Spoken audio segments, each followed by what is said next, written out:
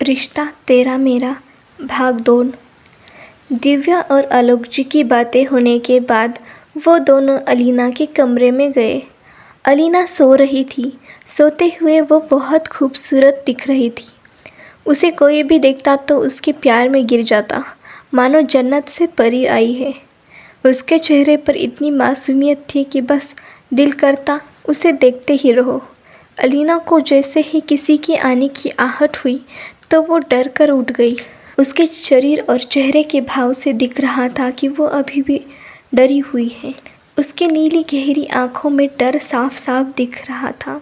आलोक जी ने उसे शांत करते हुए दिव्या के साथ मुलाकात करवाई। दिव्या अपनी सहेली की बेटी को देखती ही रह गई। उसने अलीना को गले लगाते हुए उसका हौसला बढ़ाया। अलीना भी उनसे इस तरह मिली जैसे कि वो अपनी माँ से मिल रही हो, और कुछ समय में ही दोनों का गहरा रिश्ता बन गया। आलोक जी और दिव्या दोनों जानते थे कि उनके पास ज़्यादा समय नहीं है। अलीना के चाचा किस हद तक गिर सकते हैं इसका अंदाज़ा उन्हें पहले ही हो चुका था, और वो दोनों कल ही आर्यन और अलीना की शादी करवाना चाहते हैं।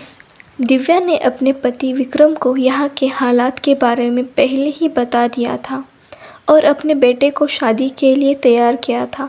आर्यन ने भी अपनी माँ के लिए शादी को हाँ कहा था। अगले दिन सुबह दोनों ने जाकर कोर्ट मैरिज की। भले ही दोनों ने शादी कर ली थी, लेकिन उन्होंने एक दूसरे को नहीं देखा था। आर्यन अपनी माँ की वजह से तो अलीना अपने दादाजी के वजह से शादी के लिए तैयार हुई थी, अन्यथा दोनों एक दूसरे का नाम भी ठीक से नहीं जानते थे। जैसे ही शादी हुई, आलोक जी ने अलीना को विदाई दे दी। वो नहीं चाहते थे कि अलीना के चाचा को इस बारे में खबर भी लगे।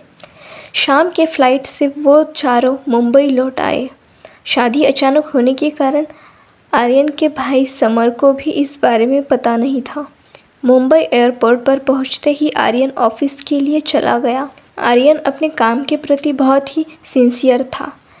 उसे एक इम्पॉर्टेंट मीटिंग में जाना था। इस वजह से उसने अपनी मॉम को बाय करते हुए जल्दी घर आने का प्रॉमिस किया। अब दिव्या घर पहुंच चुकी थी। उसने अलीना को गेस्ट रूम में ठहराने को कहा और वो भी आराम करने के लिए अपने रूम में गई। विक्रम, दिव्या, मैं जानता हूँ तुम थक चुकी हो, फिर भी मेरे मन में कई सवाल है जिसका जवाब मैं तुमसे चाहता हूँ।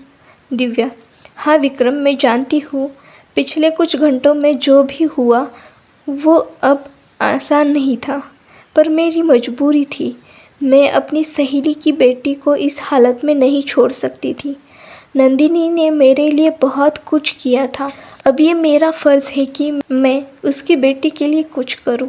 इतना कहकर दिव्या ने विक्रम को अलीना के बारे में सब कुछ बता दिया। विक्रम, मुझे अलीना के लिए बहुत बुरा लग रहा है। बेचारी बच्ची ने कम उम्र में बहुत कुछ सहा है। दिव्या, विक्रम, मैं जानती हूँ आर्या ने मेरी वजह से शादी की है, लेकिन इस शादी को निभाने के लिए तुम्हें उसे मनाना होगा। तुम उसे समझाओ। Vikram, yes Divya, you don't worry, I will take care of him. But Divya, but what? Vikram, हमें आर्यन के शादी के बारे में जल्दी से जल्दी अनाउंस करना होगा। मीडिया को इस बारे में बाहर से पता लगा तो बहुत हंगामा हो सकता है। मैं आज ही सरप्राइज़ पार्टी की अनाउंसमेंट करता हूँ। दिव्या, दिव्या अलीना के रूम में जाती है। अलीना को खिड़की में खड़ा देखकर कहती है, Divya, I know Alina, this is very hard to accept all the things, but it is good for you my dear. तुम ये अच्छे से जानती हो कि क्या हालत थे और किन हालत में ये शादी हुई। सो प्लीज़ आर्यन को थोड़ा टाइम दो, ओके?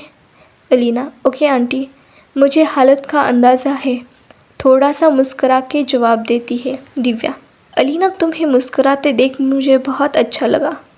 अगर तुम मुझे मॉम कहोगी तो मुझे बहुत खुशी होगी। Alina, okay mom. और अलीना दिव्या के गले लगकर रोने लगी। उसने रोते रोते कहा, थैंक यू मॉम, मेरी लाइफ बचाने के लिए। मैं आपका ये एहसान ज़िंदगी भर नहीं भूलूंगी। दिव्या, तुम मेरी बेटी हो अलीना, इस नाते मैंने सिर्फ अपना फ़र्ज़ पूरा किया है। अलीना के आंसू पोंछते हुए कहा। अच्छा, अब बस तुम आराम करो, कल हमें बहुत काम है। 2 दिन बाद तुम्हारे पापा ने रिसेप्शन पार्टी रखी है, हमें बहुत सारी शॉपिंग करनी है, इसलिए अब तुम आराम करो। अगले दिन सुबह सब नाश्ता करने के लिए डाइनिंग टेबल पर पहुँचे। वहीं पर समर और अलीना की मुलाकात हुई। वैसे उसे सारी बातें पहले से ही पता थी। समर बहुत ही फ्रेंडली था। उसने अलीना के मूड को देखते हुए उसे हंसाया और उससे फ्रेंडशिप की और वे सब शॉपिंग के लिए चले गए। अब हम डायरेक्टली अलीना और आर्यन की रिसेप्शन में मिलेंगे, जहां आर्यन अपनी वाइफ को पहली बार देखेगा। And guys, please support me. Thank you, take care.